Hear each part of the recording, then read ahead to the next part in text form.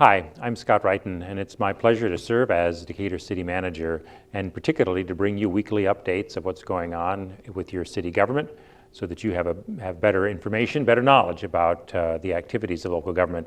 City governments, especially in Illinois, have a broad range of services. They're not just a narrow focus like some units of local government that are just involved in parks or just involved in education. We have a broad service delivery mandate provided by the Illinois General Assembly as well as by the state statutes. And speaking of the state of Illinois, March to about the end of May is an intense time for the Illinois General Assembly every year. It's when most of the real action, the votes on substantive matters before the Illinois General Assembly and the governor's office take place. And I think that it's particularly critical this year. It's probably critical every year, but it's particularly critical this year because of the changing financial situation that the state is in. For several years, the state of Illinois, like all the other states in the United States, benefited from fairly generous distributions of relief money, especially in the Biden administration through what's called the ARP, the American Rescue Plan. Local governments received quite a bit too, but state governments received quite a bit more, and the Illinois budget was financially buoyed by some of the funds that it received from ARP. And I'm deeply concerned that the Illinois General Assembly and the other leaders in the state of Illinois are seeking to have a level of new programs and spending going forward in 2024 and 2025 that equals the time when they had all this ARP money, but at a time that they won't have the ARP money. In other words, that the state will want to maintain a level of activity and expenditure that had been supported by ARP but doesn't have the ARP money now. How do you do that? Well, one of the ways that the state can deal with that, of course, is to increase taxes, but I think that it's pretty clear in the current political environment that there's no support for major new taxes at the state level. And so that makes local governments like the city of Decatur and other cities, the other 1,290 cities throughout the state of Illinois, concerned, because in that kind of an environment, the state will tend to say, well, let's push these programs that we want, these mandates that we want, these new initiatives that we want, onto local government because we, the state of Illinois, don't have to pay for them.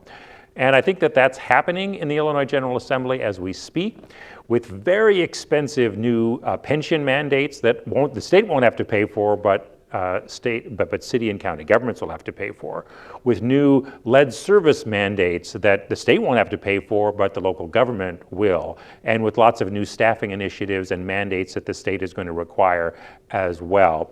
And we're concerned, and it's also concerning us that even though it might make sense to take away the grocery tax because it does fall disproportionately on the poor, that's money that has always gone to local government.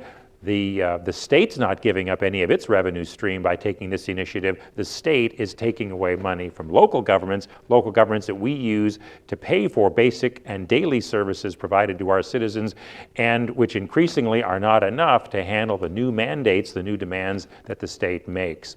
So in order for the state to avoid increasing taxes, they are more prone in the current environment to make heavier and heavier demands on local governments, who then in turn have to either cut services or increase taxes at the local level. It's not a good formula. It's not the best way for federalism to work. But I feel compelled to at least explain that situation to our citizens, because the tough decisions will have to be made by the mayor and city council as they move forward to meet the mandates and still keep costs under control as much as possible at a time when inflation is making that very, very difficult to do.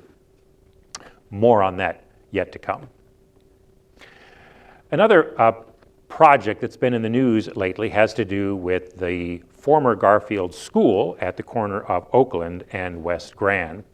More than 2 years ago, Decatur Public Schools closed that location. It was one of several schools that they took out of commission.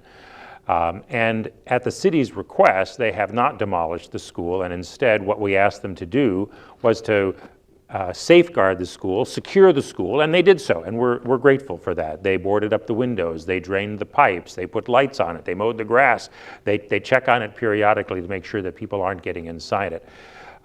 with the exception of a small section over on the west side of the building, the old Garfield School is structurally sound, and for that reason, the city wanted to repurpose this property as a senior living facility. That's always been the plan. There were never any alternative plans for it except for senior living in that building.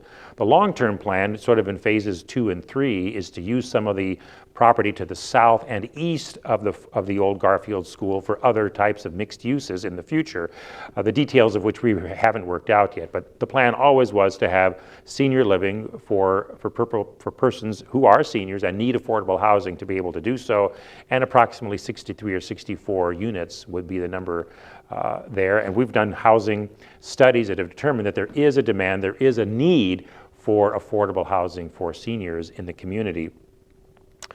So we linked up with an organization called Bywater Development. They're out of St. Louis. They do a lot of work in Illinois and are familiar with the grant and tax credit programs administered by the Illinois Housing and Development Authority. And so we had made applications to the state for assistance with that project, and so far haven't been successful, but we believe that this year there's a much greater likelihood that we will be successful with the Illinois Housing and Development Authority, and if we are, then that project will move forward. And at its last meeting, the mayor and city council approved an agreement with the Board of Education whereby the school district agreed to, sometime over the next 6 months, transfer that entire property, not just the building, but all of the real estate that goes with it, more than 9 acres, to the city of Decatur. The city of Decatur would then subdivide it, work with the developer to make that project happen, as well as a plan for those other phases. But what the city council acted on wasn't a grand scheme at its last meeting. It was really just how does the disposition work for that property to be transferred, and under what terms and conditions from the school district to the city, so that we can make another catalyst project in a part of the urban core neighborhood where the mayor and city council are certainly dedicated to doing that. So there's more details to come in the future about that, but the idea of a catalyst project is that something that large, that visible, can be transformational and trigger and encourage other sorts of improvements on private property within a quarter-mile radius of it or so, in the same way that we've seen some of that happen in the Johns Hill neighborhood and some other neighborhoods in the urban core. So more to come on that.